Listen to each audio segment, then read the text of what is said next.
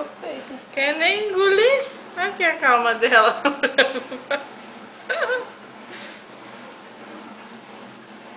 Tá, bebê. Ó. É, o trem já encheu.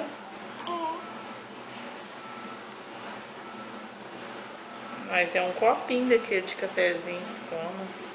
É, que eles mamam? É. Mas eu suga tanto pra mamar um copinho de café. Ah, 50 ml. Ela já tá bebendo quase 200 aí. Nossa, então tem que tirar mesmo, porque o peito ainda tá cheio. Você quer que ela mama um 250, né? Não, 250 é com leite, ó. Já tá empanturrada.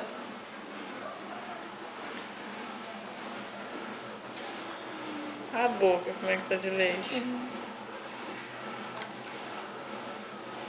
Vai, meu amor, bebe mais. Dá um cadinho, só mais um golinho, vai. Vai passar essa solução? Não tô te luxando? Ah, não?